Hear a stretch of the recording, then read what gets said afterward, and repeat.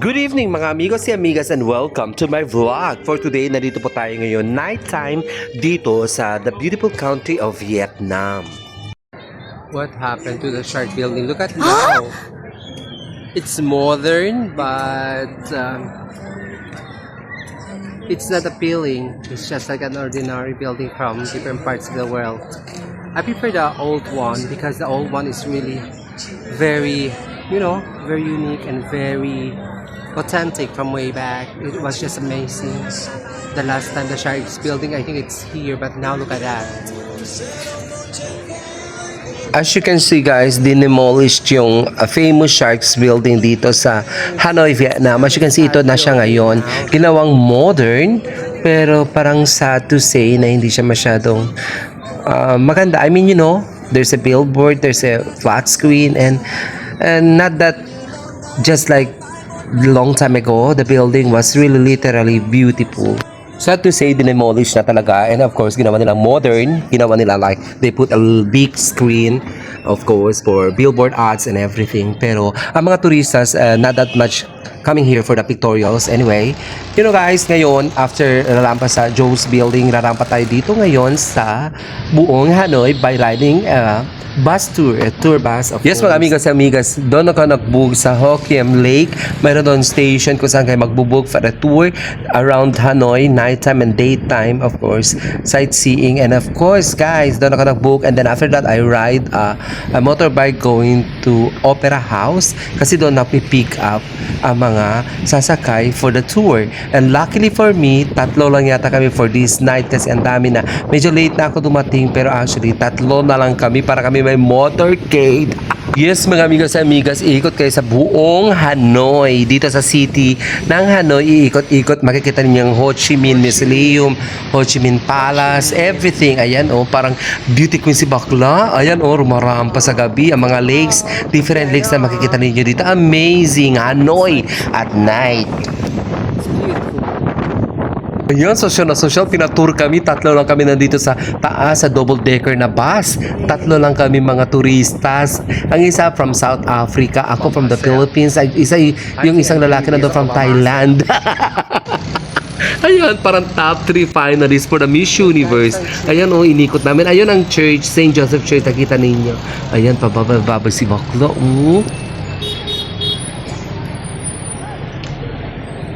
Yan ang the famous church dito sa Hanoi, Vietnam. As you can see guys, at night time, ganang itsura, nandito kami sa double-decker bus, touring and roaming around Hanoi at night. Yes, mga amigas, ang ganda naman, para naman ako beauty queen, the great grand parade. Ayan, ang kasama ko dito isang babae, itong babae galing sa South Africa at saka yung lalaki ay from Thailand. As you can see guys, tatlo lang kami. Bongga, tatlo lang talaga. Para na ibang tao, tatlo lang kami dito sa double decker na bus kasi marami itong bus na una na yung ibang mga turista. Kasi nung pagdating sa amin, wala na, tatlo na lang kami. Di bongga top 3 ang drama. Yes guys, amazing to visit Vietnam, and of course we're gonna have to try this bus tour. Of course, iikot-ikot kayo dito sa different places here in Hanoi. Of course, makikita niyo mga different mga landmarks na buildings, old buildings and everything. Anyway, my translator naman, mayroon yan headphone, maririnig niyo kung ano sinasabi kung saan tayo na place na pupunta, mga ganon, different kind of lakes na makikita niyo dito, and everything about the specific buildings na nakikita habang dumadaan itong bus na ito. Well, it's amazing to experience such thing. Yes, mga amigos and amigas, highly recommended ito. Of course guys, as you can see, si Bakla nag-emot-emot talaga, feeling beauty queen sa kanyang motorcade. Ayan, nagsa motorcade. Alam mo, masaya ako. It is because, of course, pag marami talagang turista, punong-puno talaga itong bus, yung upper deck, of course. Pero now, since kami medyo last bus na kami, wala, tatlo lang kami, guys. Ayan, parang si Bakla talaga ang anak mo motorcade sa buong Hanoi. As you can see, parang hawak na hawak niya ang corona ng titulo na Miss Universe. Of course, roaming around the beautiful city of Hanoi, Vietnam. As you can see. Ayan no, tapos may runner-up siya dalawa. Bali tatlo lang kami dito guys ngayon no. Pero actually pag daytime ito or medyo earlier, punong-puno talaga itong mga ganito, mga double-decker buses. Yung mga natuturo around the city, punong-puno. Pero ngayon tatlo lang kami as you can see oh. Well, all I can say about the city of Hanoi dito sa Vietnam, of course, it's very beautiful at nighttime. Maraming lakes, maraming ilaw, and of course the industrialization, I think angat na ang Vietnam ngayon because long time ago, alam natin ang Vietnam hindi siya masyadong mayaman. May pera sila pero not that much. Medyo mababa yung ano nila standard of living and everything. But now, of course, all I can say is parang nagle-left behind. Sorry to say, nagle-left behind ang Philippines. Of course. Kasi even now, all I can say is that, you know, dito sa Asia, ang Philippines, ang ganda-ganda ng country natin, guys. Ang ganda-ganda. But the problem is, of course, hindi ko na lang sasabihin kung ano. Alam natin lahat kung bakit medyo nag-left behind ang Pilipinas.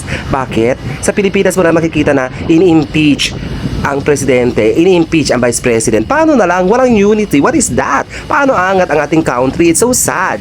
Kaya nakikita ko ang Vietnam, ang tourism nila ang ganda-ganda because accessible for to go to every places in a day or two. Kasi may mga trains connecting to different places and of course may mga cable cars, ganon. Ang Pilipinas, naku, Diyos ko santisima, until now, ang Pilipinas na walang cable car, sad to say. Sana aangat na ang Pilipinas in the future kasi maganda ang Philippines where I belong. Anyway guys, thank you very much for watching and please don't forget to like, share, and subscribe to my channel, Judas Touch. Maraming salamat. Keep on tuning in for more videos in Vietnam. Bye!